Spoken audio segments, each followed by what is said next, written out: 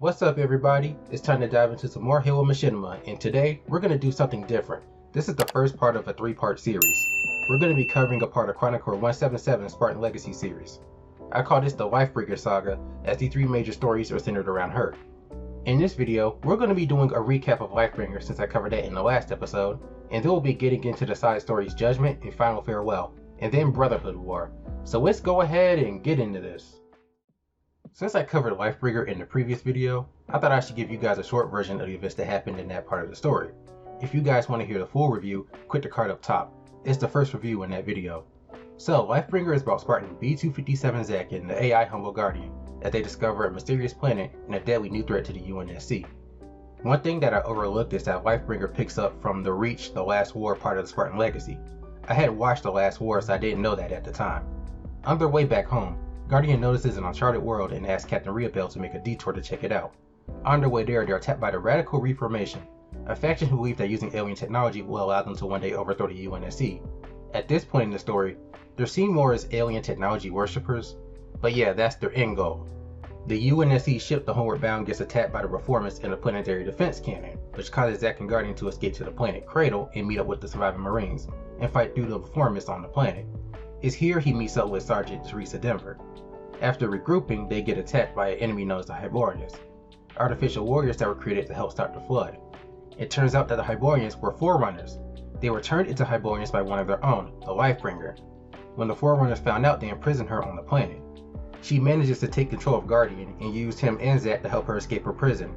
So now that Lifebringer has been reawakened, she wants to rule over all creation, just like her people did in the past. So it's up to Zack, Guardian, and Denver to stop her, and they managed to do that by locking her away in the transporter. But something told me that wasn't the end of the Lifebringer. Things are going to get crazy, guys, but before we get into Brotherhood War, we're going to go over these 2 videos, Judgement and Final Farewell, as these videos provide context for some parts of Brotherhood War. Let's start with Judgement first. The events here take place 2 years after the Battle of Cradle. The Radical Reformation has been gaining strength and power in the outer reaches of colonized space. And things aren't too great on Earth either, as reformers are causing civil unrest, which is causing problems for the UNSC. What the UNSC doesn't know is the true strength that the reformists possess, nor what their motives are. That information is with Denver, Zack, and Guardian, who are still drifting out in space. Guardian also narrates the first part of the video, by the way. I just wanted to add that in there, but moving on. While searching for the missing Homeward Bound, a UNSC team was captured and interrogated by the reformists. It's here that we meet the true face of the reformists, Senator Nyla Osaka. The UNSC have been keeping an eye on her since the riot started. They had a feeling she was shifty, but they don't even know the half of it right now. The reformists want to know why the team is in their part of space, and the leader explains that they were following a distress beacon and that they don't know about the planet Cradle.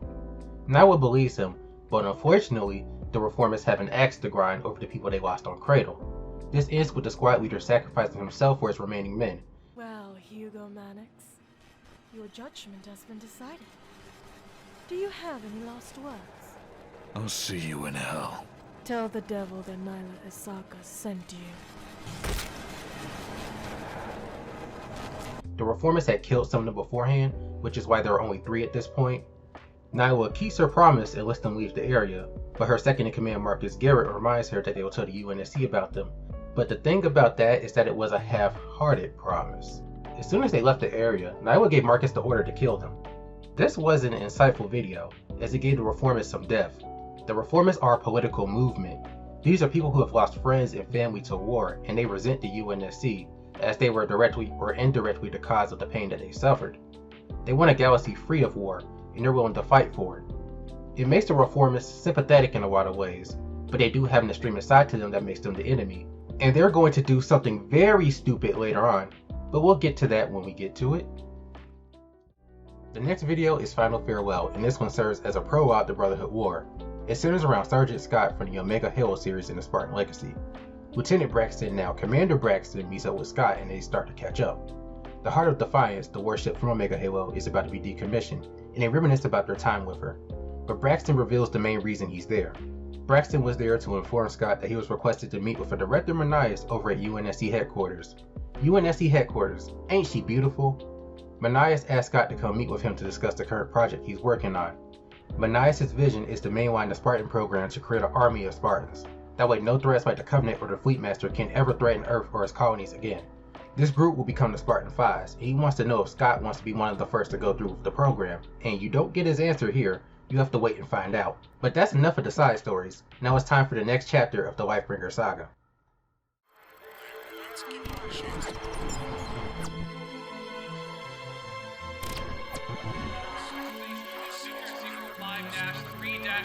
Bravo 257.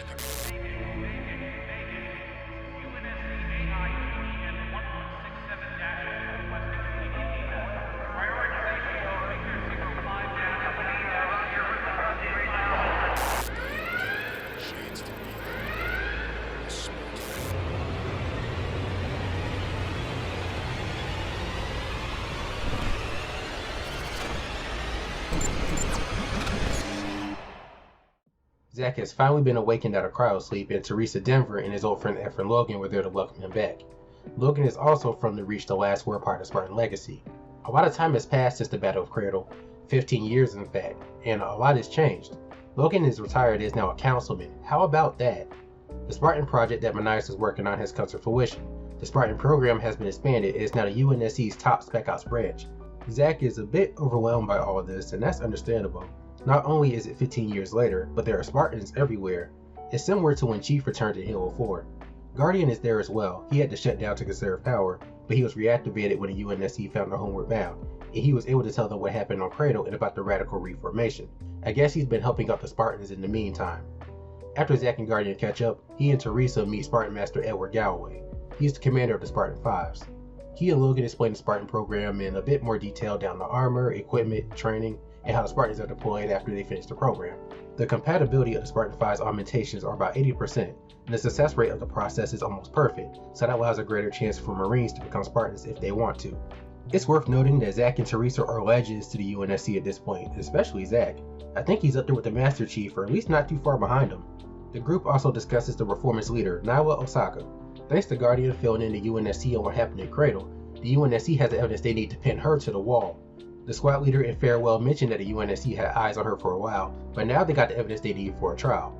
Logan is a part of the trial, so he has to go deal with that. Teresa is considering becoming a Spartan herself, so she goes off to see a doctor to make sure that she's eligible for augmentation. In the meantime, Zack gets to meet Galloway's best Spartan team, Fireteam Corsair, consisting of Hadley, Silva, Chen, and Scott. Yeah, he went through with it. It's good to see him again. Zack challenges the group to a sparring match to test their abilities, and he whooped their ass. He picked them apart one by one. Come on! Come on! Respect my gangster! They may have the upgrades, but he has the experience.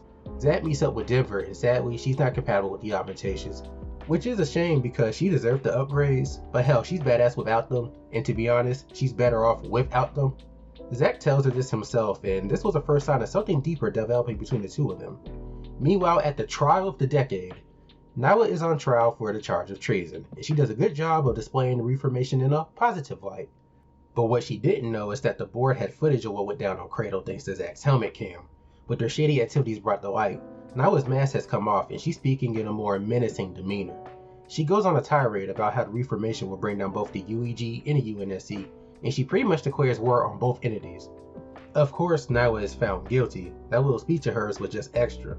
She's escorted away, but she leaves the courtroom with a harrowing message. Of all those wronged by your government haunt you and yours.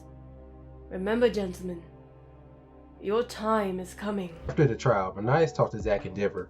He welcomes them back first of all, and then they talk about Cradle, the Hyboreans, and Lifebringer. Apparently, he's the first one to bring her up.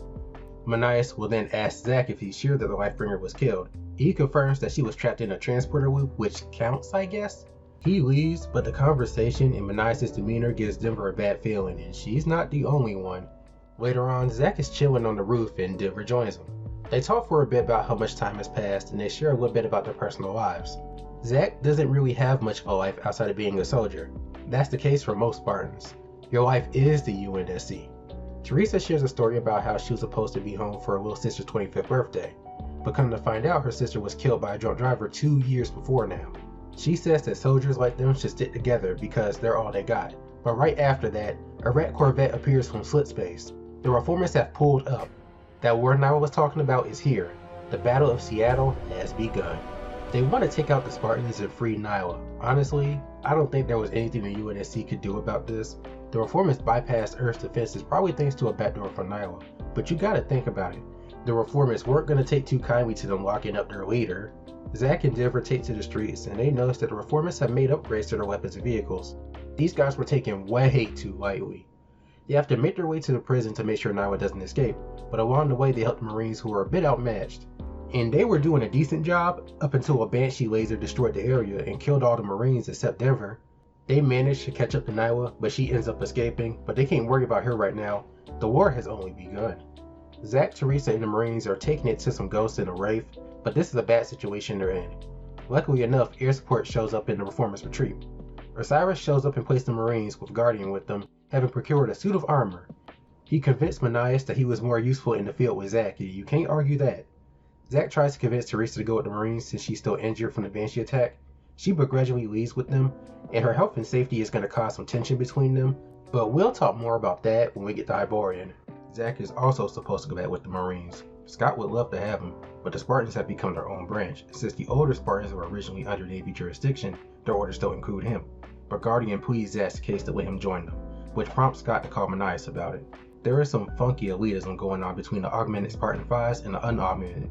This type of thing has been around even during Zack's heyday, but it's taken another form with the Spartan 5s. Zack doesn't think this way. To him, he's just another soldier, but Guardian points out that doesn't mean that others don't feel different. But Zack gets cleared to join them on their mission. The mission is to back up the fire team that was supposed to destroy a Reformist anti-air battery so that the UNSC can drive off the Reformist cruiser. However, there is heavy Reformist resistance near the battery. If the Reformists lose that gun, they lose their foothold on Seattle, so they're fighting like hell to protect it. The fire team was wiped out except the fire team leader Abraham, but he's in no condition to fight. And on top of that, Zack and Corsair are having a hard time getting close to the battery because of the shade turrets. But Zack has a plan. He manages to get close to the turret and he uses the Hydra to destroy it. They kill the rest of the Reformists, but a familiar soldier runs towards Zack as if he's leading them somewhere. When they're alone, he reveals himself to be Zack's sworn brother, Marcus Garrett. Holy shit. He's a Spartan 3. Zack didn't recognize him at first because of the Reformist style armor that he has on, and he thought Marcus died years ago. Apparently, since Garrett didn't want to play ball with High Command, they left him to die at the hands of the Covenant. He somehow survived and is now a part of the Reformist movement.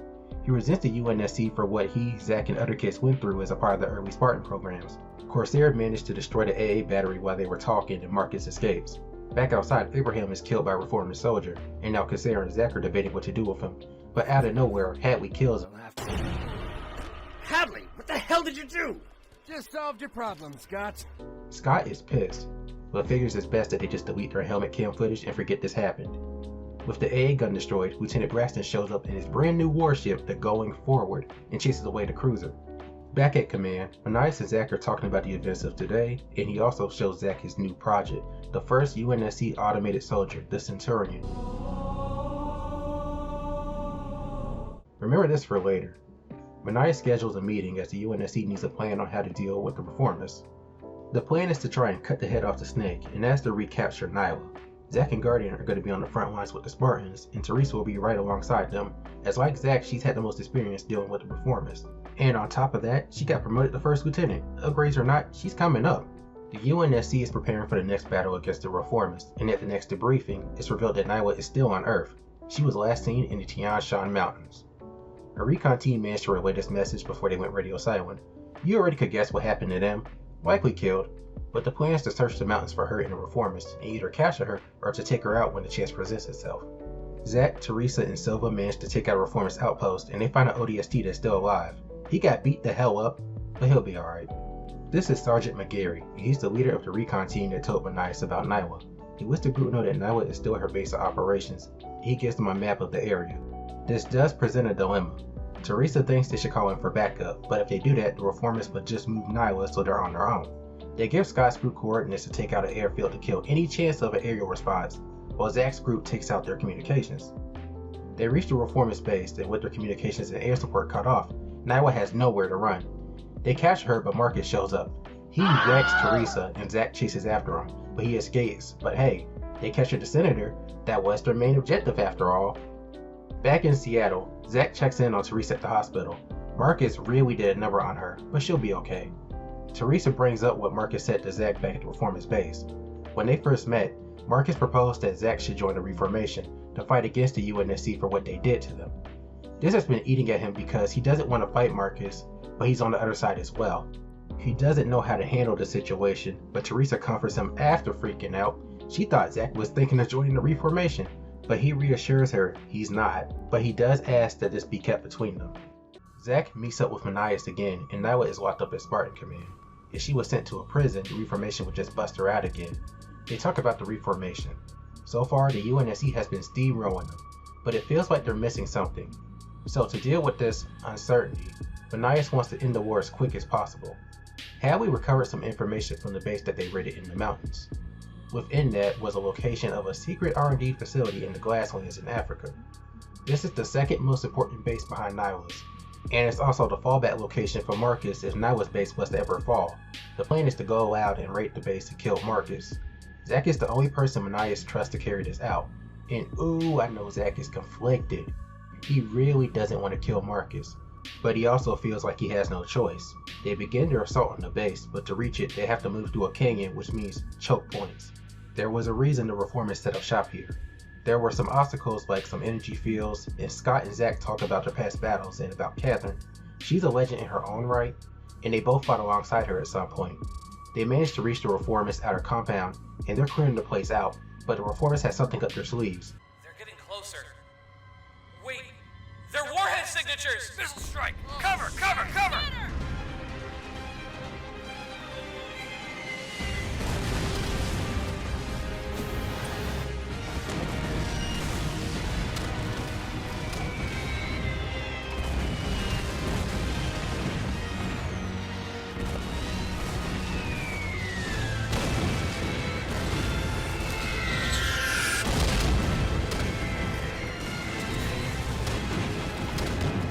They launched a missile strike on their own compound to try and kill them.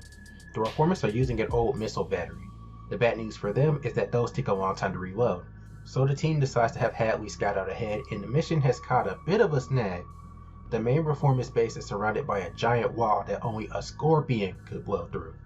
Scott is considering retreating for the time being, but Zack has a plan to use the missile battery to blast through the gate. They take the battery, and they're going to put a beacon on the wall to where the missile's there. They make their push to the main base, dodging shade turrets, with Corsair giving Zack time to place the beacon, and once he does, then Guardian launches the missiles, and the Reformers get some of their own medicine. Once they're inside the base, they see Marcus and chase after him, but he manages to use a blast door to separate Zack from Corsair. Zack is on his own for this one, but Marcus doesn't want to fight. Instead, he wants to show him something. A fully functional interplanetary split space portal. Remember how I said that the Reformation were going to do something stupid? Well, this is it. This whole war felt funny since the Battle of Seattle. You see, the Reformation knew that they couldn't beat the UNSC, so they released the Lifebringer in exchange for use of her army. So you know what that means. Oh shit, here we go again. Zack tries to convince Marcus to send them back because the Lifebringer can't be trusted, but he's too determined to stop now, so Zack and Corsair need to get back to Seattle ASAP. Now it's time for the second battle of Seattle, but things are going to go differently this time. The Hyboreans and Lifebringer give the Reformers a punch that they didn't have the first time around, so they got the UNSC on the defensive. The group reaches Spartan Command, and Manias radios in and gives them the order to defend the command tower. However, something feels off. There are no Hyboreans, just the Reformers, and Manias says not to worry about them. This is the Reformers' main target, so does anyone else find that strange? That's suspicious. That's weird. They defeat the Reformers, and Manias wants to talk to Zack about the Hyboreans alone. Guardian plugged into the Spartan network during the fight to check something out. He didn't respond when Zack went to talk to him, so he just heads in. Manias and Zack get to talking, but then someone knocks at the door. Zack goes to the door and... What? It's a Centurion. Zack gets a shotgun to the chest for his troubles, and this is when the big reveal happens. Keep your weapon on him. Director? I should kill you right here and now. But you, Zack, you deserve to know. What are you doing? I don't understand. Allow me to clear things up. This personal hologram has been extremely useful in hiding me. But the charade ends here.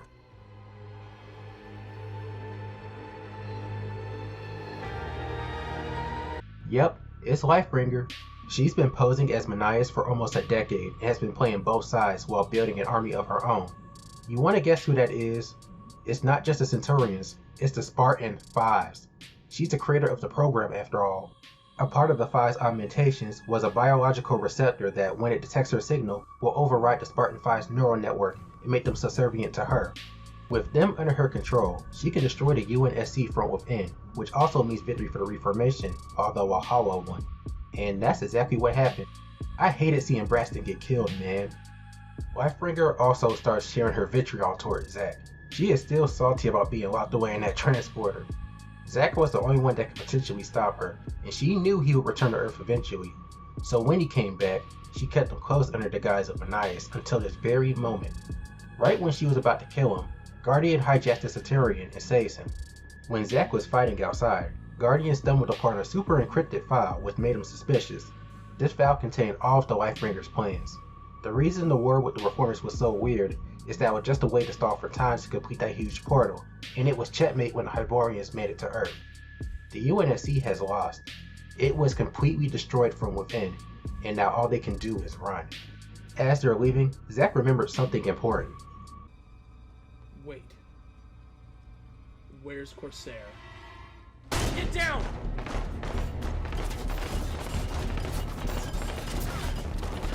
Lay down your weapon. Lifebringer commands your death. Yeah, they're definitely gone. Logan and Teresa are also safe, that's good. They were outside with Corsair when they turned, so I was worried about them. Guardian stays behind and makes sure Zack and the others can escape. Lifebringer goes to see Nyla, and she thinks Lifebringer is there to release her, but no, she's Lifebringer's hostage. Honestly, all I can do is shake my head. Y'all were so desperate that y'all made a deal with the devil, and it backfired hard. Zack, Teresa, and Logan are now trying to escape the city, but Lifebringer isn't going to make it easy for them. Not to mention the Reformers are still out there. Speaking of them, the game runs into Marcus. He says that he can't let them escape because of their deal with the Lifebringer. Speaking of her, she and Corsair managed to catch up. Just as she's preparing to kill the three, Zack mentions Nyla, which catches Marcus's attention, which prompts the Lifebringer to mention that she's keeping her as a hostage. She's pretty much using her to keep the Reformists in check. The Reformists, however, aren't going for this. Lifebringer then tries to kill Marcus, but Zack steps in and takes the shot for him. Then Guardian comes out of nowhere with a Banshee and joins back in. This leads to a fight between Corsair and the Reformation, which provides an opportunity for the group to escape. The Reformists retreat, but Lifebringer decides not to go after them. With her victory sealed, Lifebringer broadcasts this message across the world. Hear me, people of Earth. I am the Lifebringer, the last Forerunner. I have taken control of your planet. The UNSC is dead. Your Marines are scattered. Your fleet decimated. Your leaders removed.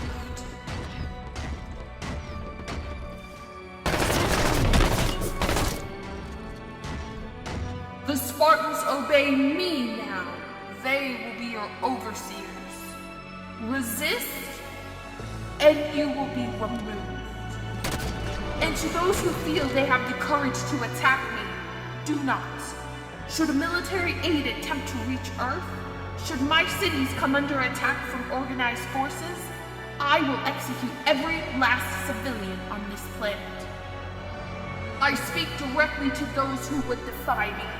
Remain in hiding, leave well enough alone, and I shall leave you be. But know this, any attempt to remove me will leave the blood of innocents on your hands. You have been warned.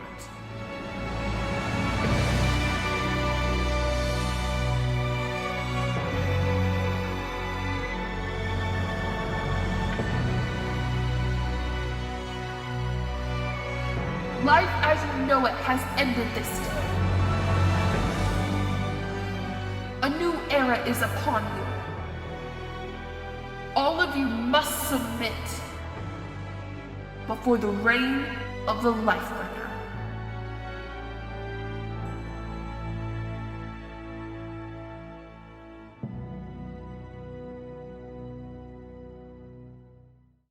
Woo, didn't I tell you guys that things were going to get crazy? And this shit hit the absolute fan.